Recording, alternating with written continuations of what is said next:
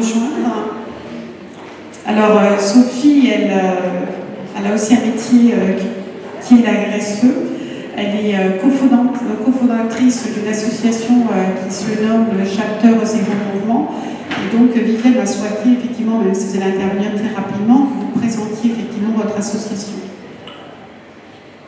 Bonsoir, merci de m'accueillir dans ce cénacle. Merci à Viviane de Beaufort de m'avoir conviée.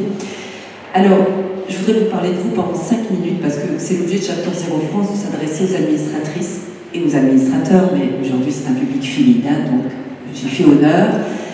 Le Chapter Zéro France aborde la question du climat et de la gouvernance. Le climat, les enjeux climatiques constituent un risque majeur pour les entreprises. Toutes les entreprises, quel que soit leur secteur, leur taille, leur géographie, vont être affectées par les impacts du changement climatique. Donc dans les rôles que vous exercerez, que vous exercez peut-être déjà en tant qu'administratrice dans les entreprises que vous superviserez, la question du risque climatique va devenir une question majeure. Alors une question majeure, ça veut dire qu'il faut être en mesure aussi de poser les bonnes questions au sein du conseil d'administration. Ça veut dire, par exemple, quels seront les impacts du climat sur les actifs de l'entreprise? Y a-t-il un risque de réputation pour mon entreprise si ma trajectoire vers le zéro émission net ne convient pas?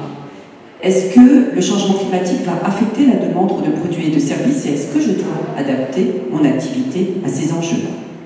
Donc toute une somme de questions que je ne citerai pas ici, mais qui démontrent qu'il faut comprendre les enjeux climatiques pour être en mesure de poser les bonnes questions, de limiter l'exposition de l'entreprise aux risques climatiques, de participer à la transition écologique et de s'assurer que son entreprise est sur une bonne trajectoire pour atteindre les objectifs des accords de Paris. Or, ce qu'on constate, c'est que les conseils d'administration et les administrateurs n'ont pas forcément toutes les connaissances pour aborder ces questions.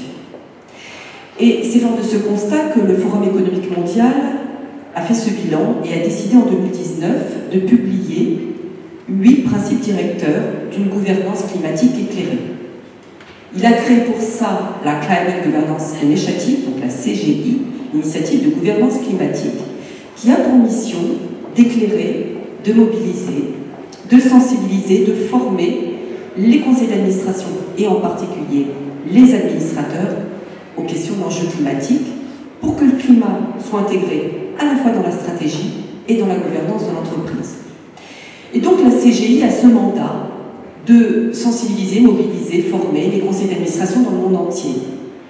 Cette initiative elle se décline en associations nationales et régionales qu'on appelle les chapters.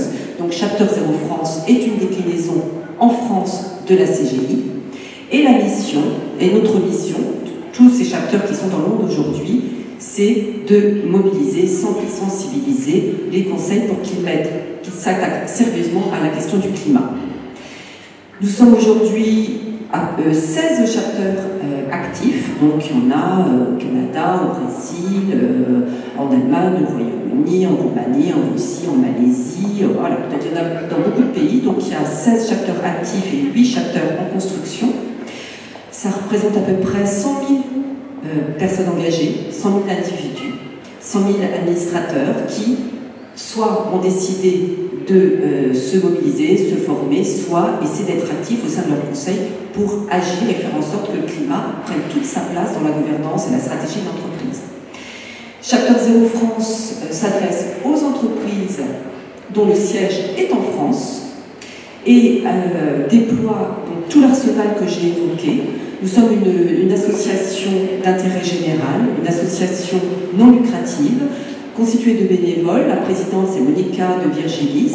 Et nous sommes à pied d'œuvre pour mobiliser, sensibiliser les administratrices et les administrateurs sur cette question. Alors, comment on s'y prend?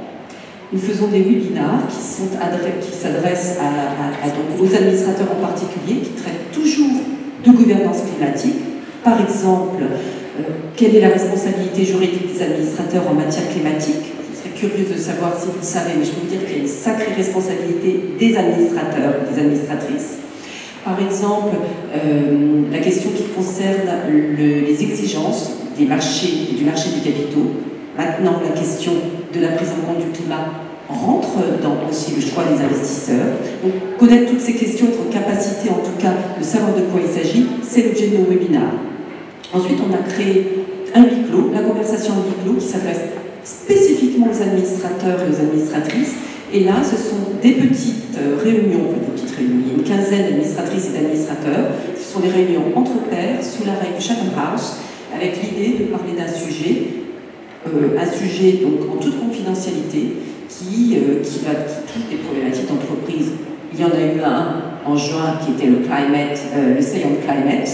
Donc là, évidemment, c'est un sujet très chaud. Eh bien, l'idée, c'est de permettre à des administratrices et des administrateurs de tous bords de venir discuter ensemble de ces sujets et de mettre sur la table des questions qui se posent, pour lesquelles ils n'ont pas forcément de réponse, mais peut-être capitaliser sur l'expérience d'un de leurs pairs, etc. Nous publions des études, donc il y en a une sur la responsabilité juridique des administrateurs, qui est apparue en juin, il y en a une autre qui va apparaître bientôt sur les compétences climat des administrateurs et des administratrices, très intéressant. Et puis, nous publions, nous mettons aussi à votre disposition, si vous le souhaitez, sur notre site gracieusement, vous pouvez aller suivre le parcours climatique. Vous pouvez suivre le parcours climatique des administrateurs, donc c'est complètement ouvert. Vous pouvez vous auto-évaluer, évaluer l'état de préparation de votre conseil sur les questions climatiques et de gouvernance, donc ça c'est un sujet aussi intéressant. Et puis nous réfléchissons à l'élaboration d'une formation spécifiquement conçue pour les administratrices et les administrateurs pour qu'ils puissent s'emparer de sa question et de cette question-là qui sera, on pense donc, qui s'articulera autour de 3 sujets. Un, l'éveil des consciences et s'assurer qu'il y a un déclic au sein du conseil d'administration. Deuxièmement, comprendre les grands enjeux de la gouvernance climatique. Qu'est-ce que ça veut dire pour un conseil d'administration? Donc les grands basiques, acquérir les grands basiques et avoir cette connaissance de base qui vous permet de poser les bonnes questions, de challenger l'exécutif et d'être à l'aise aussi pour les questions que vous posez. Voilà. Et puis le troisième point, c'est le troisième brique. Là, c'est peut-être un focus plus sectoriel, puisque évidemment par secteur, certaines questions se posent sur la gouvernance climatique. On ne peut pas comparer le secteur de l'agroalimentaire à celui des énergies fossiles. Il y a des questions aussi spécifiques qui méritent d'être posées. Voilà, donc c'est l'idée de Chapter Zero France.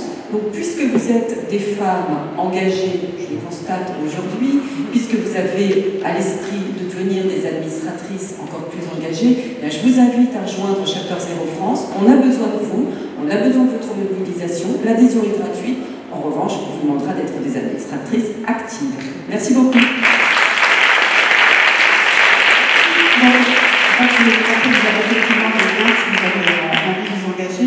Et c'est vrai qu'au-delà de l'engagement personnel, c'est aussi une des obligations d'engagement d'un administrateur de continuer à se former, à s'informer et à transformer la société. Ça passe peut-être